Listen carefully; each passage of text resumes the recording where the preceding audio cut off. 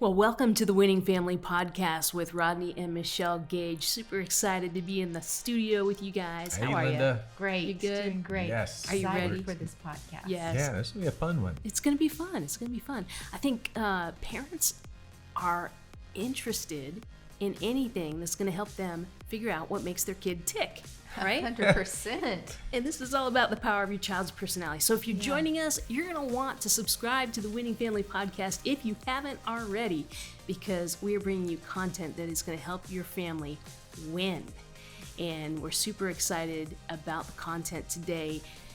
I don't even know if I told them who I am, and it doesn't really matter, but I'm Dr. Linda Travelute. Happy to be here with you hosting this podcast. You guys, break it down. What do we are going to just break down the idea of the power of your child's personality. Yes, it's powerful to know your child's personality. It is, right? Yes, 100%. And we're excited that you're going to be a part of the conversation today because your degree, your doctorate that you studied was in clinical psychology around the whole thought of people's personalities, correct? Yes. So we are excited to have your input today. Okay. All right. I grew up in a home where this whole concept of personalities was like the rage in our home. We loved talking about it. My parents were very much into it, and we always talked about each of their 4 girls in our family. We're always talking about personalities, and so I've always been very interested in it. And we do a lot of assessments and things with our staff, and we're always trying to figure out personalities and people's go-to mode of operation. So it's helpful to know that with your child so that you can help direct them. Yes. You know, the Bible talks about train up a child in the way that they should go is actually the bent of their life. What has God gifted them to do? What is their God-given personality and gifts and talents and passions? It's so helpful to know their personality on many levels. Right. And we're all wired different. I can tell you that. That is for sure. That's you know, when God makes us, He creates us, He breaks the mold.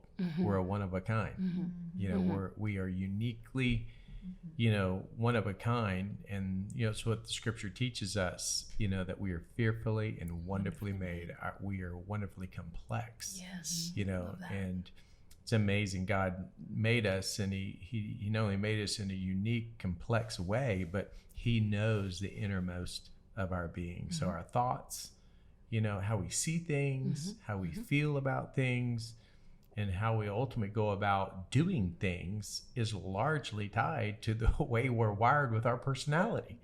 And so that can be a plus, but it can also create some friction. It can. And Isn't it comforting to know that our God knows us and understands us? You know, when nobody else does, That's right. He understands us. That's right. But it can be very challenging to understand other people. So it's going to be great to talk about that. yeah, I need you to unpack some stuff for me here so I can better understand Michelle today. Okay. You never know. You never know. How this is going to go. It is so good to have, you know, you say you're completely correct, and I'm stumbling over my words here, but we are so complex. And, you know, have you ever walked away from a conversation or even just an interaction with going, I just don't get that person, or I just don't get it. I don't understand where they're coming from. Well, yeah, it's because we are so different, and like you said, wired so differently. So cool that God gave some folks wisdom to provide these assessments or these models of different temperament types, personality types, so that we could gain understanding. Because when you have understanding, that really helps diffuse a lot of issues and a lot of things that could turn into what could we say, sticky points or even fights or what else? But I think too, we have a tendency to see someone who's different than us. Yeah.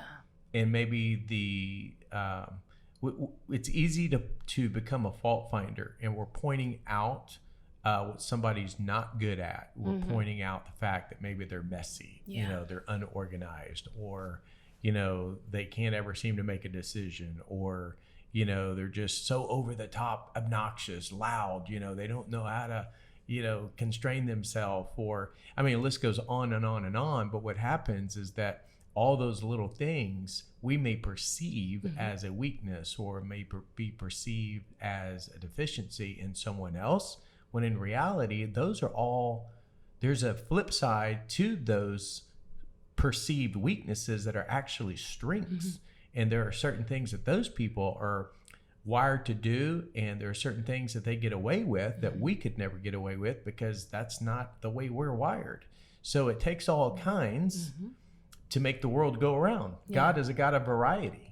You know, if he wanted to make us all robots, he would have done that. But he created us to be unique and to be completely different. And how different can it get than a male and a female, husband, wife, you know, come together and the two become one, and you're bringing those unique, distinctive personalities, temperaments. I mean, you're bringing it all. I mean, you're putting it into the blender, you know, good, bad, ugly, everything in between. You're putting it all in there. And then you have kids, you mix kids into the equation. We had 2 girls and a boy, blonde, brunette, and a redhead, chocolate, strawberry, vanilla, you know, and it's like they are all different. We got some old VHS tapes and camcorder cassettes digitized for Christmas for our family, and we're kind of sending out some of those videos to them over a few weeks, and it's been so much fun to watch. But even all the way back when they were tiny kiddos, their personalities were coming out, you know. And that's true, two becoming one, and then you create these amazing people, you know, through God. And anyway, it's really, really fun to watch. I keep thinking when you're saying these things, and especially in relationships and with our children, of the thought that you need to seek to understand before being understood. Because we approach people that the way that we see the world is the way the world should be. But every person has their own unique personality and distinctions that for us to understand them is extremely important, and to understand our kids, to help them learn and grow, but yet to have interpersonal relationships with each other and then with the world around them is extremely a gift that we can give them. And there are, as you stated, you know, there are all kinds of tests or assessments, and you know, one that's become, you know, real popular, especially among the younger generation. You know, they love what's called the Enneagram. And so a lot of times, you know, they'll identify themselves as, oh, I'm an 8 or I'm a 4. And, but at the same time, it's good to know that and good to understand that, because again, it helps you not from a self-awareness perspective, but also just knowing where you're going to be more compatible with other type of personalities and temperaments, in not only in the way you get along in your work relationships, but also in your, you know, personal relationships, future mate, you know, all those factors come into play based on just the way we're all uniquely wired and yet uniquely different from each other. And so anyway, I know you have been exposed, Dr. Linda, to so many different types of personality assessments and methods, if you will, to help people better understand themselves and other people. What are some of your favorite assessments that you have learned, and ones that you have even encouraged or recommended to other people to use to better understand some of these personality traits and characteristics? So there's actually a difference between temperament and personality. So maybe we could start there. One of my in dealing in helping people understand the difference between temperament and personality. Temperament is like this innate thing. It's the core of who we are, and it's innate, right? Personality, on the other hand, is almost like a mask that we wear, which can change depending on the circumstances or the setting you're in, or sometimes even the role, like the role that you're in at work, right? Your personality might look a little different, and it can even change as we age and mature. Temperament, however, stays the same throughout the entire lifespan. So interesting. As we know it. So temperament in the sense of, like you have what's often referred to as extrovert, introvert. Correct. Is that more personality, or is that temperament? That's temperament. Okay. Some people mistakenly believe it's personality. It can change how personality looks. So when we think of an introvert or an extrovert, sometimes we will look at the, some of the most popular ones are Myers-Briggs, right? That can get a little complicated with all of those initials, though. There's the DISC. That's a personality, or that's based on behavior. There is, and DISC stands for DISC, DISC. There is, what is the one, the Tim LaHaye or the Florence Littauer? Personality Plus or Personality Plus. Yeah, there's one, oh goodness, I'm drunk. Yeah, Personality Plus is one that or Florence Littauer wrote a book on. But basically the one that the LaHaye's did, I'm drawing blanks now that you ask it, but they did one that was similar to Florence Littauer's, where they broke down the 4 different types or names, the sanguine, the choleric, the phlegmatic, and the melancholy. Those are like 4 uniquely different type of, in fact, I have, now you brought that up, this might be just helpful for those who are asking, what did he just say? What were those terms? But one, for example, is a sanguine. A sanguine is often a person who desires fun, is outgoing, relationship-oriented. They're witty, easygoing, popular, artistic, emotional, outspoken, and optimistic. Do those sound familiar with those sanguine-type personalities? So obviously they're extroverts, probably very... Not me. That's not very me. outgoing, life of the party. I don't remember. Gary Smalley and John Trent placed animals with these personalities. The lion, and the otter. Yes, I think this golden is the retriever. golden retriever is the sanguine, right? Well, that's the otter. Because the otter's having fun. Oh, the they're otters. bouncing Okay. around. That's the Got sanguine. it. But Got it. Yeah. Okay. Yeah. Yeah. So it can kind of help you visualize that Right. personality. And then you have the melancholy, which desires perfection, is introverted, task-oriented, artistic, emotional, goal-oriented, organized, and pessimistic. Yeah. Yeah. So Yeah. I got a little bit of that probably in me, for sure. And then you got the phlegmatic. I like to say it this way. They're as cool as the backside of a pillow. That's my husband. Golden retriever? That's my husband. Yep. Okay. Yep. The loyal. Yeah. Yeah, they just, that personality or temperament desires peace, is introverted, unemotional, strong-willed, relationship-oriented, God, I love those pessimistic, and purpose-driven. Gotta love them. They just bring peace. They do. Peacemaker. That's right? awesome. Yeah. And then these are the take charge people, the choleric. Choleric or choleric? Which one is it? It's choleric. Choleric. Choleric. Okay, In my home, it was the choleric. That's okay. remember, We 'cause they we get can hot do the around gauge collar. version here on the Choleric. podcast. Desires power or control, is strong-willed, decisive, goal-oriented, organized, unemotional, outgoing, outspoken, and optimistic. It's interesting that So- unemotional is in the middle of all those words. Because that sounds like Yeah. emotion to me. Well, but yeah. it's interesting, just decisive, I Yeah. guess. And there are so many different variants of these. Uh-huh. And there are some profiles that take even those categories that you mentioned and break it down even further. Uh-huh. But if someone's just trying to find out, bring understanding to who their child is and why they behave the way they do, they probably would want to go to a more simplified version, either a disc version. They have those for children, or the Personality Plus. There's also the Colby, which is a good one, COLBE. And then there's something called the Flag Page, which is and there are so many. There are a gazillion of them. There's also one called the 4 Elements, which similar to the one that is based on the animals, right? This one's based on the elements. So there's earth, which is the melancholy. There's fire, who's the choleric. There's water, and there's wind. Wind is, maybe the wind is the sanguine, because they're just winding all over the place, right?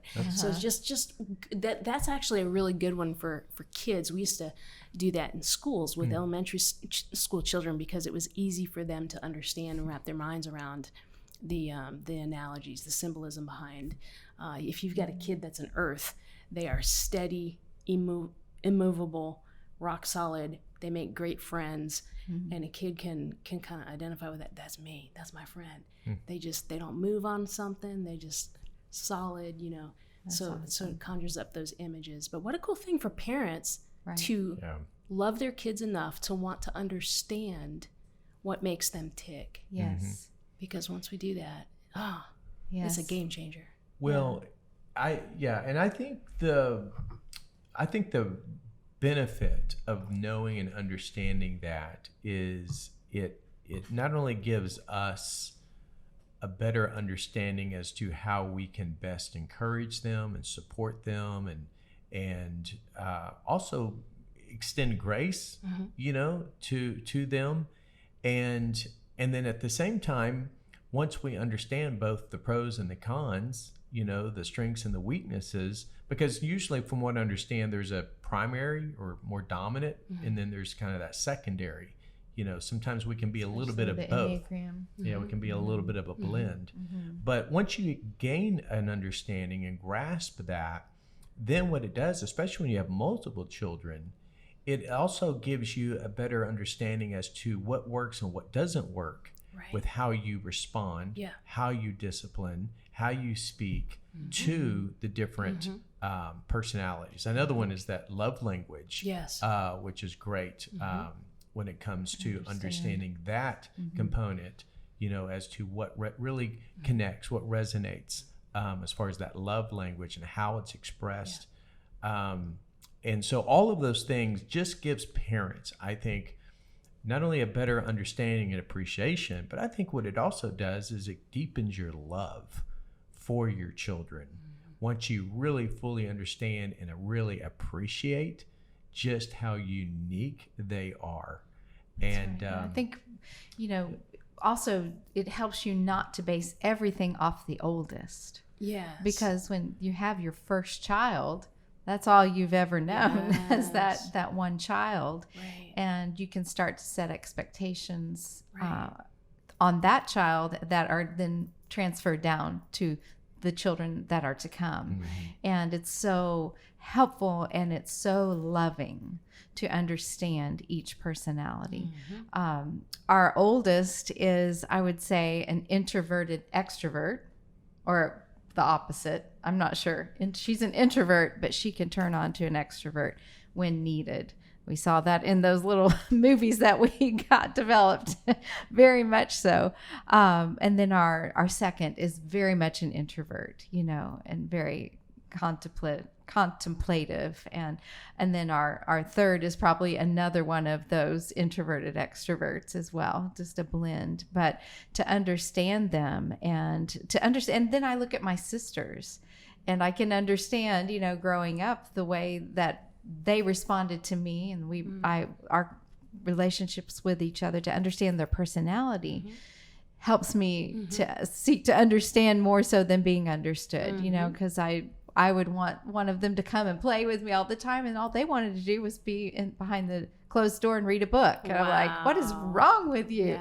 But they were just an introvert, contemplative, so it's so helpful. But it's interesting too, Linda, I think also that we're not defining a career path for our children in understanding their personality, but we can also help them see maybe career paths that would fit their personalities well. But although and you may want to speak to this as well, but there are so many opportunities out in our world now that many career paths can take on whatever personality that they have, but helping them to see their strengths is so helpful. And they don't have to be, the second one doesn't have to pursue the same thing as the first one or what mom and dad pursued. Because it's easy for us to want to push on to our children what we know and understand. But when we seek to understand them and their personalities and their gifting, we talk in our book about the gifts, passions, and struggles, personalities, all of that together helps guide and direct them. Just in a nutshell, many years ago, Pastor Rick Warren, I'll never forget, he kind of coined this acronym called SHAPE. Everybody kind of has a unique bent or shape, the way God has shaped us, uniquely shaped us. And that acronym goes like this: S stands for spiritual gifts. So as believers, when we become followers of Christ, we have that born again experience. The Holy Spirit takes up residence in our hearts. And at that moment of salvation, the new birth, not only are we given a new heart, but through the Holy Spirit, he imparts to us certain gifts. So there are multiple gifts that the Bible teaches specifically, like in the New Testament, and those are often referred to as grace gifts. And in many ways, those giftings that we have allow us to be our most effective. We're using the effectiveness and the strengths in the way that God wired us and made us and gifted us in order to make maximum impact. The H stands for heart, and that just refers to our passions. You know, what are you passionate about? What makes you laugh? What brings joy to you? What makes you cry? What makes you mad? You know, it's all of those things that stir up those emotions, those passions within our hearts. A stands for abilities. So the skill sets that we acquire and develop over time, those talents, natural talents, abilities is huge. And then the P stands for personality, which is what we're talking about. So again, we're either extroverts or introverts, you know, the temperament and personality of understanding that. And then I love this one. I think this is huge, especially as we get older, but it's called, the E is experiences, or experiences in life. So everything that we've been exposed to, good, bad, even the traumatic experiences that we've had, you know, how we were raised, you know, all of those things, those experiences have a way, once again, when you combine those other pieces to that, has a way of really shaping us and making us into the unique people whom God has made. And so the better that we can understand all of this, and the more, and really the earlier, again, when your children are in their 2s and 3s, there are certain things that you'll begin to pick up. But once they progress in age and they start getting into their early teens and teenage years, you have to keep in consideration the hormones that you know, get you know, a little out of whack during those developmental years. All of those things over time begin to uniquely develop who they are becoming, the way God made them in their temperament and personality. I think being a student of your children is just so important, I think, even in our culture right now, because so many moms come to me talking to me about just the comparison trap that their children are in. And we see the anxiety, the depression, so many things that have come out of the past couple of years. And to be a student of our children as early as possible, to understand and love them for their shape that God has given them, their SHAPE that God has given them, it's one of the most loving things that we can do as parents, and to remind them of who God made them to be. And they are unique. They are his masterpiece, created in Christ Jesus to do great things.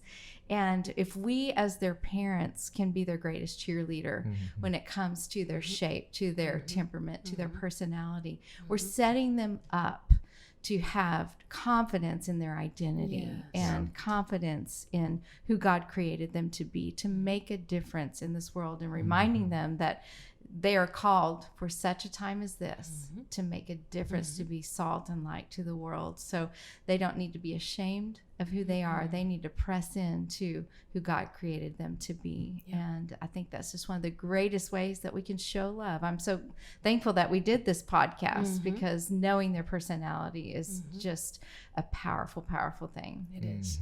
Very special. Very special. Yes. Well, if you'd like more from Rodney and Michelle Gage, we want to tell them about the mentoring program that you guys have, where you talk about things like this, very practical ways to help families win in parenting and in life, right?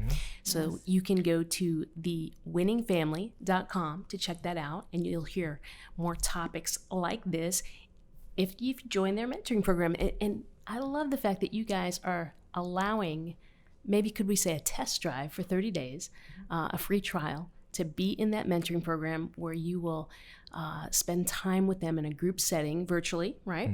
And they have opportunity to hear about things like this at a deeper level. You take it down a few.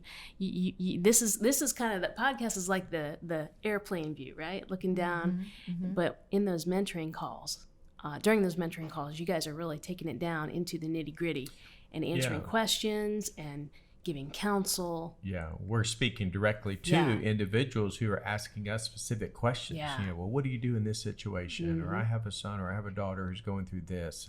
And we just talk it through. It's a conversation. We just help give our guidance and encouragement and kind of give our perspective on, you know, what they can do. Because that's what a lot of parents are just longing for, that kind of really just what I call mentoring. Yes. Someone coming alongside who's maybe a few steps ahead of where they are and who can say, here's what you can do. Yeah. Here's how you can approach that. And that's just something we're really passionate about. And so that's why we created that, just so it can be a place and a safe place, you know, for parents and couples to go to just kind of talk out loud about, you know, things they want to get some understanding and wisdom on, just so they can win, you know, in all aspects of their life. We need a plan. We need a plan. You know, that's what we like to give in those calls, is plan. How you can do it. Because sometimes we need more than a prayer. Exactly. You know, because it gets tough. Yeah. Obviously, we believe in the power of prayer, but we need a how-tos. plan. Yes. How can we do it? Yeah. People need to know what to do. Yeah. Wow, what an incredible gift you guys are. So if you're interested, go to thewinningfamily.com to check that out. And you can also get a copy of Rodney's newest book, The Double Win. Not to be confused, as I am right now, with the Family Shift book that they wrote together right before this. Yes, both are really great books. I encourage you to take a look at that. You can get one of those for free if you go to thewinningfamily.com right now. Scurry on over to thewinningfamily.com right now. And also, hey, would you consider subscribing and reviewing this podcast? And also share it with somebody who needs it. Share it with a friend, a family member, maybe even a neighbor. You know, I got up this morning, driving down my street, and window was open a tad bit, and I heard some mom just screaming at her child. And I thought, oh man, I just wish I could stop right now and share the Winning Family podcast with that person. But you probably have neighbors that maybe you overhear just having a little bit of a tough time with their spouse, their companion, or maybe even their child. Maybe somehow nonchalantly you can just walk over there and share this podcast with them, and it will be a blessing to them. So we're grateful you joined us, and we encourage you to subscribe so that you will never miss a podcast when it rolls out. And we'll see you next time.